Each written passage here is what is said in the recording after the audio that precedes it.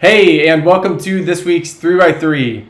This is going to be on how not to get caught in the weeds, where we're sharing with you 3 tips in 3 minutes. I have with me Rahul. My name is Chaz. We're with Magnetic Speaking. We're very excited. We're going to jump right into this. So, tip number 1, Rahul, you got 1 minute. Take it away.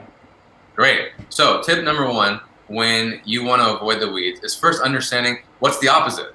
What is the thing that you want to do? And that is called strategic communication. And that just sounds like a buzzword, or what does that even really mean? Strategic communication means that you're speaking at a higher level of your project and the work that you're doing. So if you're, for example, working in IT security and you're working on a particular vulnerability, if you just communicate in the details, in the weeds, that means someone asks you about the project, it's cross-functional, and you start going, oh, this is what we did this morning, and then this is what we found, and blah, blah, and suddenly you're going into a diagnosis. That's not what you want if you're speaking to a cross-functional team or different people in your organization. They're going to get lost. What it means to be strategic means that you speak at one level up, and you remind them what are the goals of this project. And you say, we want this product to be completely invulnerable to attacks, and that's why we're working on this. Now, what we've been doing, and then you go into the detail. So that's what strategic communication is being able to speak to the project goals, department goals first, before jumping into any of the weeds.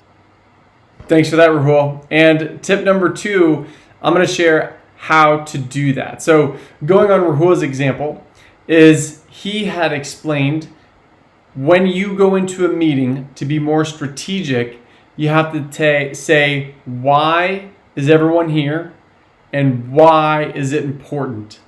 So, for example, when you come into that meeting, you say, hey, we're all here so we can be a better company and help our clients succeed more in virtual attacks. It's important because we really have to serve them well, and what we're doing here matters. That's extremely high level. Then, as Rahul said, you can go into the details, but taking 15 seconds and just explaining why is everyone here and why is it important is going to help you be more of a strategic communicator.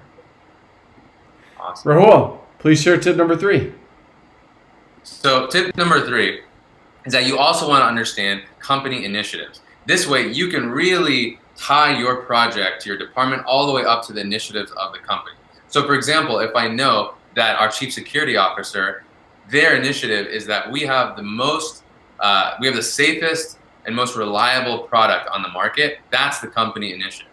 And that's where my project lies. I'm not just working on this particular vulnerability in the product, I'm working at that level of initiative. Now that doesn't mean in the caveat here is that you don't go into every meeting and you tell them the high level benefits every single time. That would be kind of weird. You don't want to do that. You want to do that from time to time to remind people why you're working on what you're working on. And this is more specific to executive updates, executive presentations. When you're speaking to the executive team, you definitely don't want to get stuck in the details. And you definitely don't want to do that when you're speaking to cross-functional teams as well. So if you're seeing your project team every day, don't take this video and go, oh, I need to speak to those benefits levels every single time. That's not going to make sense. So that's a big caveat that we want you to understand when you're speaking strategically. But if you take this, you implement it, you're going to start noticing that people are going to see you more as a strategic leader and not as someone who's just a hired hand.